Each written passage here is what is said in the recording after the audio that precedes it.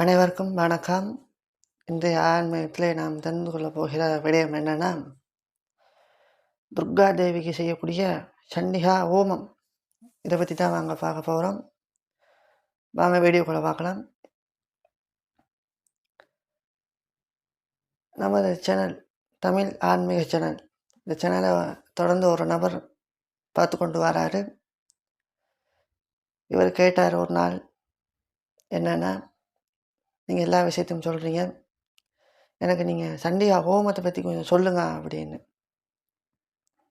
நான் அவருக்காக இந்த வீடியோ நீங்களும் பார்த்து தெரிஞ்சு கொள்ளுங்கள். நம்ம எல்லாமே இந்த துர்கா தேவியை பூஜையெல்லாம் செய்து அர்ச்சனை செய்து நெய் விளக்கு, ராகுகால பூஜை இவைகளெல்லாம் செய்து பூஜை செய்கிறோம். துர்கா தேவிக்கு மிகவும் பிடித்த பூஜை ஒன்று, அதுதான் சண்டிகா ஹோமம். அதான் சொல்லுவாங்க, சண்டிகா பரமேஸ்வரி துர்கா தேவி அப்படின்னு சொல்லுவாங்க.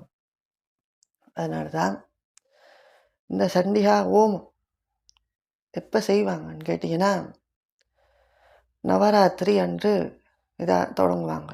அதாவது 9 நாள் நவராத்திரி நடத்தப்பட்டு 10ஆம் நாள் விஜயதசமி அன்று இந்த பூஜை செய்வார்கள். அதிகாலையில் ஆரம்பித்து தொடங்கி செய்வார்கள். இந்த பூஜையில் என்னென்னு பார்த்தீங்கன்னா, ஸ்ரீசக்கர பூஜை, 1008 சமஸ்நாமம், குங்கும அர்ச்சனை, 1008 வகையான ஹோமங்கள், அதில் வாசன திரவியம், பல வகைகள், உணவு வகைகள், மேலும் பல ஹோமத்தில் பூஜை செய்வார்கள். இதில் கன்னி பூஜை, சுமங்கல்ய பூஜை, பிரம்மச்சாரி பூஜை இவைகள் நடைபெறும். இந்த உபயமாக எடுத்து இந்த பூஜை செய்யும் அவருக்கு நவதுர்கா தேவியோட அருள் கிடைக்கும், அவங்களுடைய ஆசீர்வாதம் கிடைக்கும், வாழ்க்கை நல்ல சௌபாக்கியங்கள் கிடைக்கும். இதில் முக்கியமான ஒரு விசேஷம் என்னென்னா, துர்கா தேவியோட வீரம் நமக்கு கிடைக்கும். இந்த போராடக்கூடிய வீரம் நமக்கு கிடைக்கும். மனதில் நமக்கு ஒரு வீரம் உண்டாகும். பிள்ளைகளுக்கு கல்வி ஞானம், குழந்தை பாக்கியம் இல்லாததுக்கு குழந்தை பாக்கியம், கல்யாணம் முடிக்காமல் இருக்கும் பெண்களுக்கு கல்யாணம் சீக்கிரமாக நல்ல வரம் தேடி வரும், மாங்கல்ய தோஷம், இவை போன்ற சகல காரியங்களும் நடைபெறும். மகாலட்சுமியோட ஆசீர்வாதம் கிடைக்கும். இதில் இன்னொரு முக்கியமான விடயம் என்னென்னா, நமக்கு யாராவது எதிரிகள் இருந்தால் அவைகளுக்கு எதிரிகள் இல்லாமல் போவார்கள்.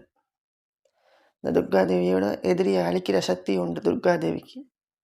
அதோடைய அந்த ஆசீர்வாதம் நமக்கு கிடைக்கும். யாராவது நமக்கு பில்லி சூனியம் வைத்திருந்தால் அவைகள் தடைப்படும். இது போன்ற மேலும் பல விடயங்கள் நமக்கு இந்த துர்காவுடைய இந்த பூஜையிலே நமக்கு கிடைக்கும். இது வீட்டில் செய்யலாம், ஆலயத்தில் செய்யலாம்.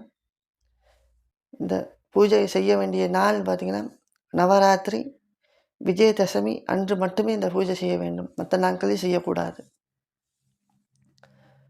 இந்த தகவல் மிகவும் அனைவருக்கும் மிகவுமே பயனுள்ள தகவலாக இருக்கும்னு நான் நினைக்கிறேன். உங்களுக்கு எதுவும் கருத்துகள் இருந்தால் கருத்துக்கள் தெரிவிங்க, மற்றவர்களுக்கும் ஷேர் பண்ணுங்கள், லைக் பண்ணி கொள்ளுங்கள். புதிதாக எனது வீடியோவை பார்க்குறீங்கன்னு சொன்னால் சப்ஸ்கிரைப் பண்ணி கொள்ளுங்க.